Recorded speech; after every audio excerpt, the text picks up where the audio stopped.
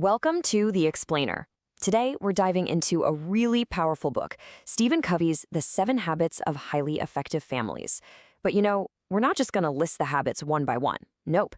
We're going to get to the core of it, the foundational mindset, that powerful shift in thinking that makes everything else click into place.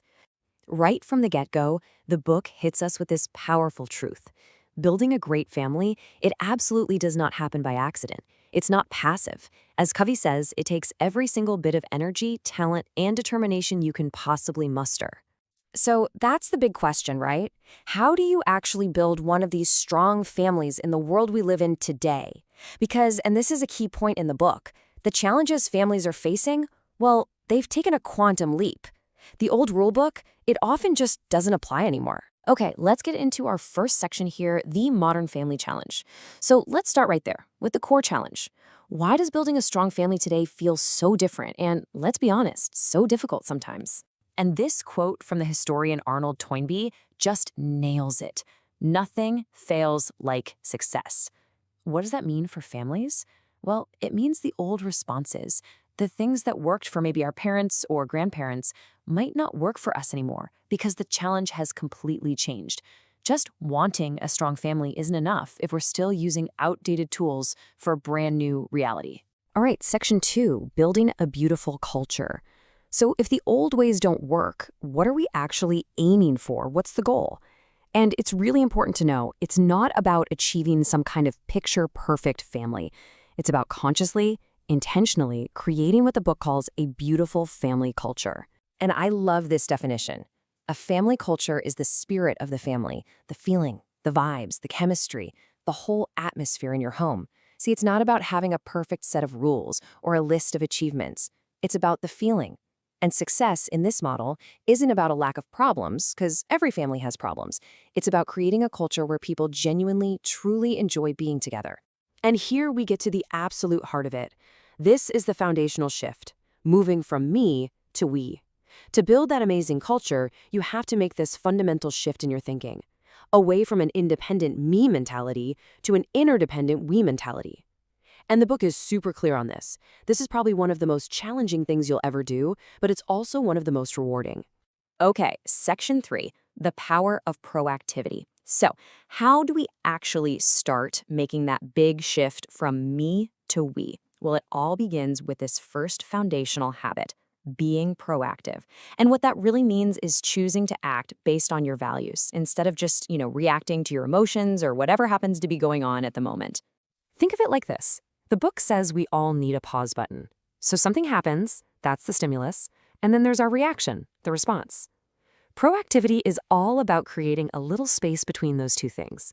It's in that tiny little pause, that moment of hesitation, where our freedom and our real power to choose actually live. So what gives us the ability to even hit that pause button?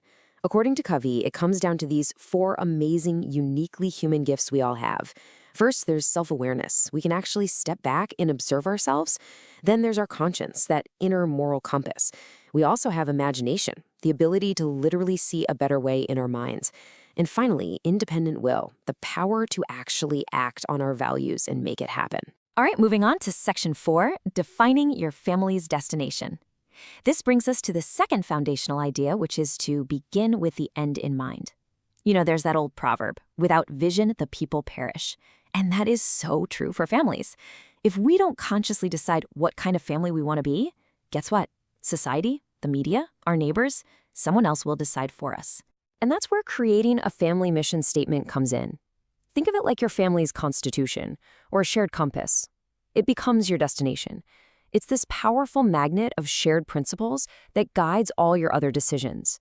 And suddenly, it gives you context for everything, from the big stuff like planning a vacation, all the way down to how you solve little everyday problems. Section 5, the emotional bank account. Okay, so a mission statement is great, but it can feel a little abstract, right? So how do we make these big ideas real and tangible in our day-to-day lives? Well, this is where one of the book's most practical and, honestly, brilliant tools comes in, the metaphor of an emotional bank account. The idea is so simple but so powerful.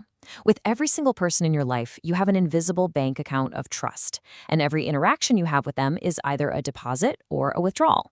A kind word, that's a deposit, Nagging or criticizing, that's a withdrawal. And the key to really strong relationships is just simple math. You have to proactively and consistently make way more deposits than withdrawals.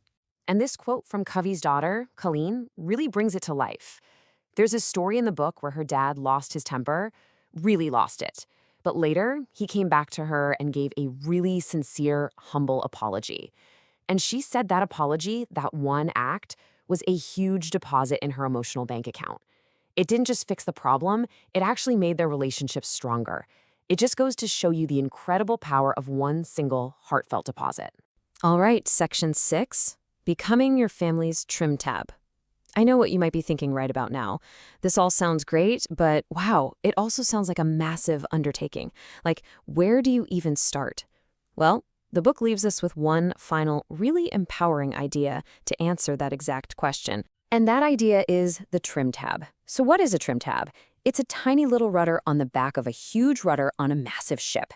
And that tiny rudder is what moves the big rudder, which then turns the entire ship. The point is, you don't have to turn the whole ship at once. Any single person in a family can be the trim tab. You can be the agent of change that shifts the entire culture, just by choosing to be a light instead of a judge, or a model instead of a critic. And it's so important to remember the story of the Chinese bamboo tree. When you plant it, you have to water and nurture it for years, 4, 5 years sometimes, with absolutely nothing to show for it on the surface. But then, suddenly, it shoots up 90 feet in just 6 weeks. Building a beautiful family culture is just like that. It's a process, and it is never, ever too late to start watering those seeds. So that leaves us with this final, really important question. This is your personal call to action. What small rudder can you move today? Looking back at all these ideas, productivity, the emotional bank account, what is one small, proactive choice, one tiny deposit you can make today to start strengthening your most important relationships? What's your trim tab move?